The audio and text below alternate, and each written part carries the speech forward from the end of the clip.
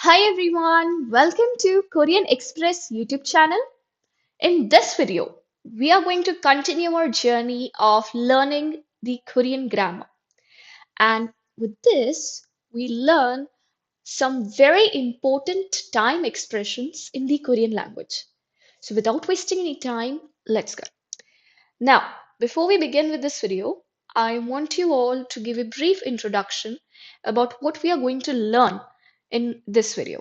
So, we are going to learn some very important Korean time expressions, as I said earlier. These expressions will help us make Korean sentences considering the past, present, and future events. Okay? I will break down their meanings, explain how they are used, and provide example sentences to make them easy to understand. Alright? So you don't have to worry about how you are going to go through these time expressions. Just keep in mind the basic rules and how to implement them in sentences, and then it will be very easy for us to frame these Korean sentences. Okay, now let's begin. So, first of all, comes a very important time expression, 마지막. 마지막 means last or final, and it is used to refer to the end of a sequence or something that is the final part of a series. Okay, so in simple words, 마지막 is a time expression that is used to refer to the end of a sequence or an event. Okay, so therefore, in English, it means last or final. Okay, now let's go through these examples to understand more clearly how to use it in Korean sentences. Okay, the first example is today is the last day of the trip. 오늘은 여행 마지막 날이에요. Today is 오늘. Trip is 여행. Now you have to say last day. So in Korean it is 마지막 날. 날 means day, and the word for last or final part of a sequence is 마지막. So suppose you went on a trip with your friends for 7 days. So the seventh day, that is the last day, you refer it as 마지막 날. Okay? Easy?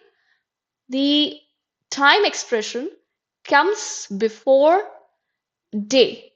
마지막 comes before day. As in English also, the phrase is last day. Day and then before day comes last. Right? So here also, 날 means day in Korean, and just before it, you have to place the time expression 마지막 to say last day. Okay? Next is I didn't take the last exam. 저는 마지막 시험을 안 봤어요. I is 저는. And again, follow the format for using the time expression. You have to say last exam. Now, exam is 시험. So, last exam is going to be 마지막 시험. Alright? Now, remember one thing. In Korean, we know that the verb 보다 means to see. Now, it is often used in broader context than just the act of visually observing something. Okay, it can also imply experiencing or doing something. Okay, not just looking at something, but experiencing something. For that also, you can use this verb 보다. So when 보다 is combined with 시험, 시험을 보다, it means the action of experiencing or encountering the exam. Okay, so in a way, you are facing the exam or the test, right? You are experiencing the exam, you are facing the exam. So this phrase, 시험을 보다, means you are taking the exam. If you want to have a translation of the phrase to take an exam in Korean, then the translation will be 시험을 보다. All right? So, in past tense, it is going to be 봤어요. But you have to say I didn't take. It becomes 안 봤어요. Okay? So, 시험을 안 봤어요. Didn't take the exam. Now you get this? The phrase 시험을 보다 means to take an exam in Korean. Alright. The last sentence is I read the last page. 저는 마지막 페이지를 읽었어요. I is 저는. Page is 페이지. It is a loan word. To read is 읽다. Past tense 읽었어요. Last page. 마지막 페이지. Very simple. All right? Okay, so it is a very important time expression and it is used a lot in daily conversation, right? Now, a very important thing that I want you all to know in this video on my YouTube channel, we talked about the particle 지난. Now, 지난 is translated in English language as last or previous. So you might get confused that because in English, last can mean the final or the last thing, and last can also mean the previous thing. Okay, for example, um, you have said, I didn't take the last exam. Now, here, if you read the sentence in English, you can get confused. Are we talking about the previous exam or the final last exam? Right? You get to know the meaning of this sentence with the help of the context, no doubt. But in Korean, you have to find out. Okay, if this last means previous, then I have to use the time expression 지난. But if this last means final, then I have to use the expression 마지막. Okay, so don't get confused. Last has two meanings in English, and therefore there are two different words. One is for previous, 지난, and one is for final, 마지막. All right, I hope you get this. Okay, now let's move ahead to this very, very important note. Now, we have already learned how to say last week or last month, as in the previous week or previous month. Okay, next week, next month, this week, and this month using the time expressions 지난, 다음, and 이번. If you don't know about these expressions or how to use them, then I would suggest you all to go and watch this video of mine on Korean Express YouTube channel. I'm going to share the link of this video in the description also. So you can go and watch it and understand how to use these very, very important time expressions. Okay?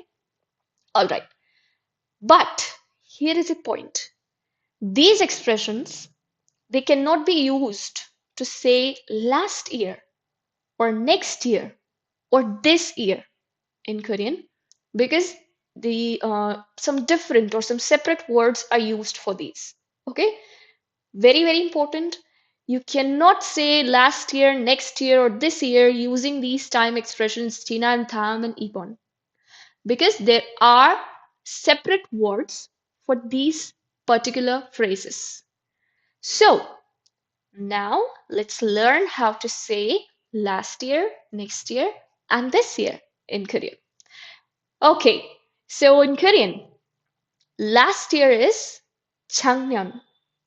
작년. 년 is year. We all know this. Okay? But you cannot say 지난년. Right? You get this? 지난 means last or previous. But you cannot say 지난년. There's a particular word for last year in Korean, and that is 작년. Next year is 년. Next year is 내년, 내년, and not 다음년. You cannot say 다음년 for next year. Instead, you say 내년. And this year is 올해, 올해. Okay? This year in Korean is not 이번 년, as we know that 이번 is used for this. But no, you cannot say 이번 년. For this year, you have to say 올해. Okay? So remember these three words. Last year, 작년, next year, 내년, and this year, 올해. Okay? Now let's look at these example sentences to understand how to use them in the real sentences in Korean language. I went to Korea last year. 저는 작년에 한국에 갔어요. I is 저는, Korea is 한국. To go, 가다, past tense, 갔어요. Now you have to say last year. Very easy. We know the word for that. It is 작년. So it becomes 작년에 because we are talking about a particular time. So therefore we have used here the particle 에 to indicate that time. And here in 한국, we are talking about a particular location. So here also we have used the particle 에 to indicate this, right? 에 is both a time particle and a location particle. If you don't know how to use it, you can go on my channel and watch the complete playlist in which I explain the particle 에. I will share the link of that playlist in the description. Okay? Next example is I will buy a car next year. 저는 내년에 차를 살 거예요. I is 저는, car is 차. To buy, 사다, future tense, 살 거예요. Now you have to say next year. We know what it is, 내년. Okay? So here also we have used the particle 에 to indicate the particular time. Now the last example is my sister will graduate this year. 저희 누나는 올해 졸업할 거예요. My sister, 저희 누나. Here, 누나 means the subject in the sentence is a male and he is talking about his elder sister. So therefore, he refers her elder sister as 누나. Okay? Graduate. To graduate in Korean is 졸업하다. So in future tense, it becomes 졸업할 거예요. Okay? This year in Korean is 올해. So it becomes very easy for us to frame the sentence. Now, you might be thinking that why I haven't used the time particle 에 with 올해. Okay, I have done this with 작년 and 내년, but why not with 올해? So the fact is, in Korean, 올해 doesn't take the particle 에, even though it refers to a particular point in time, right? And this, it differs from words like 작년 and 내년, which are usually paired with 에 to indicate time. We have already seen this. It is because adding 에, it often feels redundant and awkward. For example, you have to say, this year, 올해, 올해. It becomes really awkward and redundant, right? Try to pronounce yourself. However, it is not grammatically wrong to use 올해. It's all right. But in everyday use, people always drop 에. You'll usually notice this that people don't attach 에 to 올해. Okay, it is correct, no doubt. It's not wrong, but it feels really awkward and it kind of becomes redundant to use 에 with 올해. Okay, but don't forget to use 에 with 작년 and 내년. 에 is used with them. It is just with ore that we don't use e in our everyday life in general language. Although it is correct, but again, it is not used because it is very weird to say ure hai. Okay? All right, I hope you remember this. So, in this video, we learned some very important time expressions in Korean language. I hope you liked this video. Don't forget to like, share, and subscribe Korean Express YouTube channel. Thank you.